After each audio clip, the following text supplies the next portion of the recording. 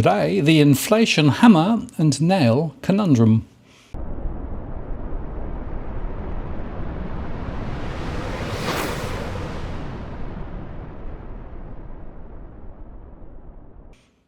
Hello again, it's Martin North from Digital Finance Analytics. Welcome to today's post covering finance and prop news with a distinctively Australian flavour.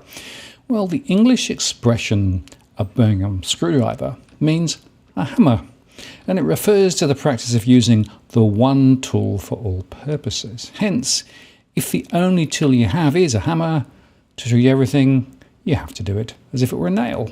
This, by the way, is the law of the instrument, known as the law of the hammer, Maslow's hammer or gavel, or golden hammer. It's all about cognitive bias that involves an over-reliance on a familiar tool. Now, what if raising interest rates was a hammer and inflation is not what it seems? So to start, Alan Kohler in the New Daily wrote that the Reserve Bank is in danger of getting left behind by inflation, which means we're all in danger of getting left behind by galloping interest rates.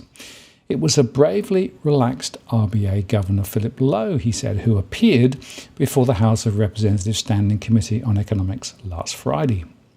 If I'd been on the committee, I would have asked him how high will interest rates have to go, to which he would have replied with a smile, that depends. And then I would have asked him, is it true that the later you start rising rates, the higher they have to go? And he would say that depends again, because that's what central bankers say. And then we would all have shouted in chorus, depends on what? And in the end, maybe we would have got a roundabout answer. But the committee didn't do any of that, which is a pity, although there was a sort of academic discussion about what the neutral cash rate might be, which is another way of saying where the cash rate will end up, and whether the RBA is at odds with the markets on the matter. The market economists, who are paid to be definite with their words, think the cash rate will stop at 1.5%. Meanwhile, the futures market traders, who are paid to be definitive with their actions, are betting real money that the cash rate will be 1% in November this year, 2% in mid-2023, and that the first hike will happen in July, so 4 hikes in 6 months. The most Dr. Lowe was prepared to say about this on Friday, and every other time he's opened his mouth lately was, it is plausible, if the economy tracks in line with our central forecast, that an interest rate increase will be on the agenda sometime later this year. At the risk of being over-forensic with his words, that sounds like 1 rate hike this year is possible, 4? Out of the question. Now, Liberal MP Jason Polanski, the chair of the committee, said it's awful how the media pit the two of you, that's the market and the RBA, against each other, rather than realising that you are in a warm embrace. And Dr. Lowe said, I wouldn't go that far. Andrew Lee asked about learning at the Reserve Bank, and we're learning all the time. We learn from market prices and the views of market economists, and they learn from us. The RBA and the markets are definitely not in a warm embrace at the moment, and in fact the RBA is increasingly accused of being out of touch with reality. For example, a Queensland farmer, also named Phil, got in touch with Alan Kohler last week to explain that his namesake at the RBA is bonkers. He said inflation out of control in our costs at the moment. Urea is up from $600 a tonne last year to $1,500 this year. Glyphosate up from $4.50 a litre in July. Now it's $11.50. Tyres up 20% in 7 months. Steel doubled in 12 months. CBA's head of Australian economics, Gareth Ed, said that if they start a cycle pretty soon, it means they don't have to take monetary policy into contraction territory. If they end up waiting too long, and it turns out they're actually trying to drop the rate of inflation and wages growth, it ends up going beyond where they want, and it could take it higher. In other words, the sooner they start, the lower rates will end up. Dr. Lowe told the committee on Friday that he wants to see 2 more quarterly CPIs before they act. That means a rate hike won't be on the RBA's board's agenda until August the 2nd, which will be a late start. And if the cash rate is still 0.1% in August, there's a fair chance inflation will already be off and running. And the next question is, what is the real neutral cash rate? Which is to say, the rate that is neither tight nor loose, neither stimulatory or contractory. At the moment, the real cash rate is very negative, 0.1% minus 2.6% underlying inflation, so it's minus 2.5%. And the market is saying, in effect, that the real cash rate will be negative for a long time, since the forward pricing has it at 2% in June 2023, while the consensus forecast for inflation out to 2023 is about 3%. And on Friday, Dr. Lowe said one would hope that over time, real interest rates would return to positive territory. If we just get to zero real interest rates, then the cash rate would have to be average at around 2.5%, because that's what we want inflation to average. That would imply, if we're going to deliver you an average rate of inflation of 2.5%, a zero real cash rate would have to been reached. I really hope that we have higher real interest rates than zero over time as the average, because the real interest rate is fundamentally linked to underlying economic and productivity growth. What he means is that you can't have real rising wages and positive real returns to savers, that is, interest rates greater than inflation, unless there's genuine productivity growth. But there isn't. That was the sound of the governor hitting the ball back into the government's court. Since the RBA can't influence productivity, that's the government's job. And productivity growth has been declining since the coalition was elected in 2013, which may be a coincidence. But what if interest rates won't get inflation under control?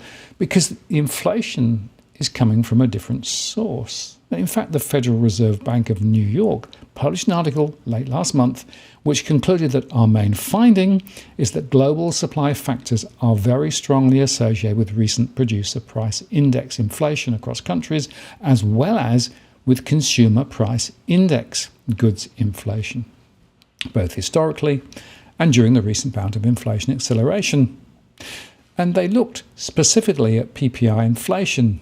This chart shows the relationship between the recently more volatile global factors and PPI inflation in the US. More specifically, they include estimates based on three models, with only the Global Supply Chain Pressure Index, the GSCPI, that's the red line, with the GSCPI and the Oil Supply Factor, that's the yellow line, and with the GSCPI and both oil supply and demand factors, which is the dark blue line.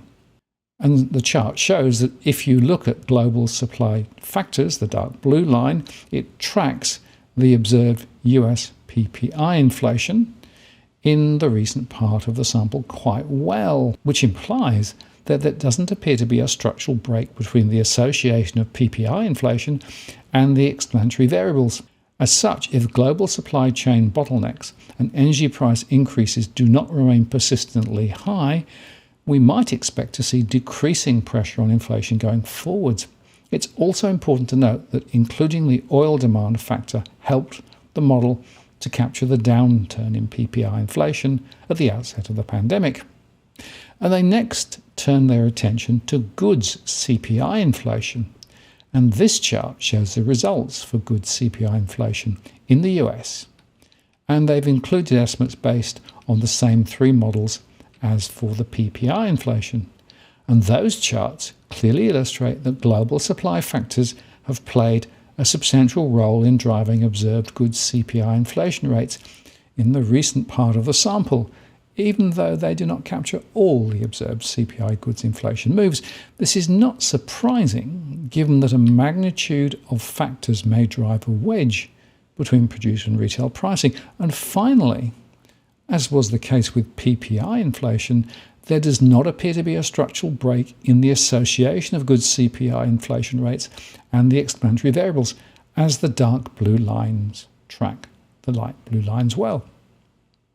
And here it is important to note that including only the GSCPI gives a good picture of the path of inflation during the recovery period, the red line, while it is less successful in its association with goods CPI inflation at the outset of the pandemic. Indeed, including the oil demand factor is key in capturing the demand downturn in US goods CPI inflation at the outset of the crisis.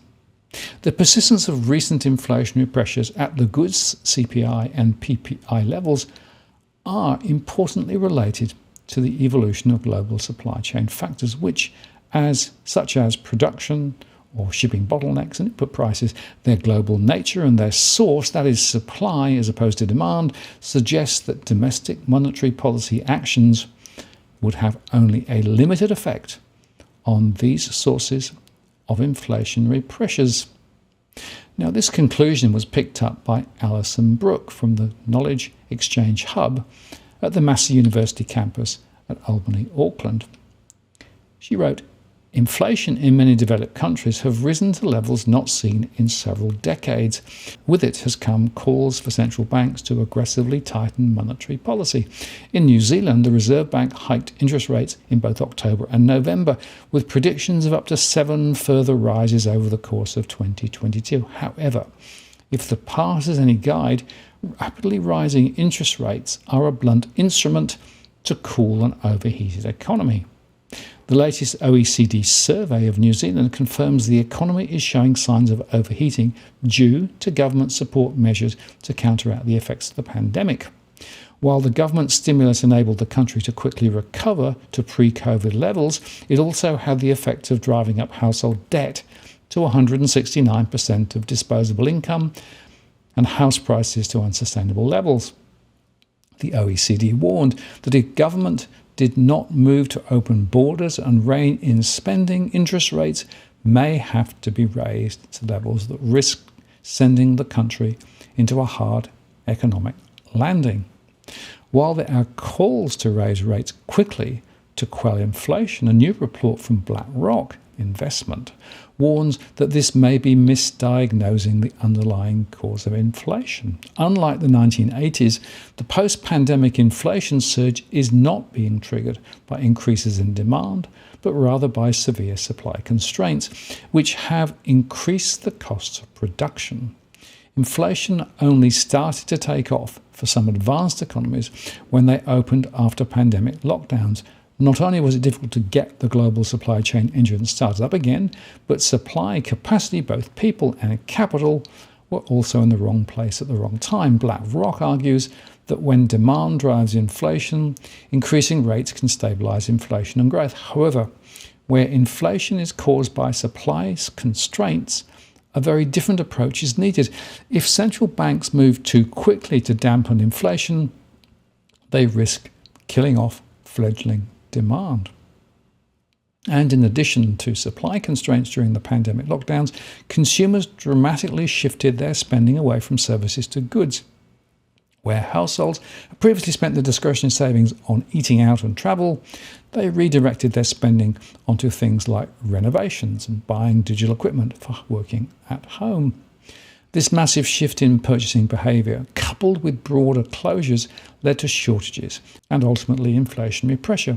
The Bank of International Settlements also points to 2 further factors that are exacerbating the supply bottlenecks. First, the fact that manufacturing goods tend to be more dependent on the smooth operation of supply chains. And secondly, the bullwhip effect of participants along the supply chain hoarding components due to fears of future shortages. Alex Joyner, chief economist at IFM Investors, argues that the impact of supply-side factors has been underestimated long before the pandemic.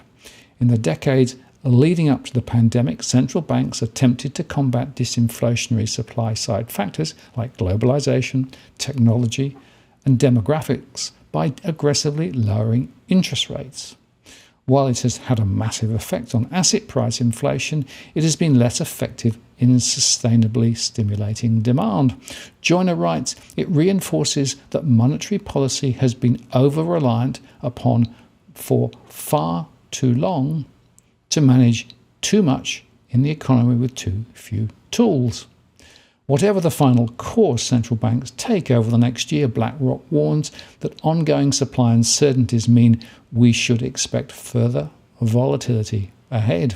And it's still unclear for the New Zealand economy where the balance of inflationary forces lies. However, slamming on the brakes could do real damage for many economies and households dependent on cheap liquidity and still reeling from the lingering effects of the pandemic.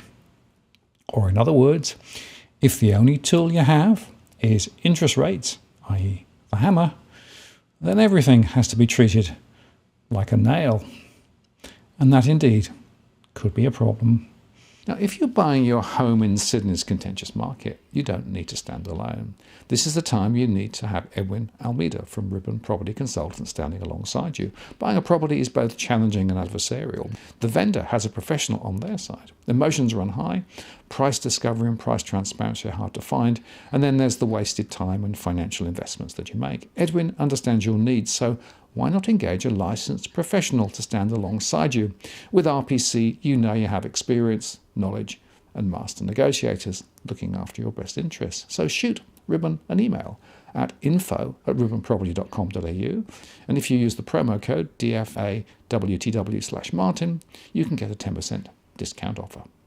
I'm Martin North from Digital Finance Analytics. Many thanks for watching, and I'll see you again next time.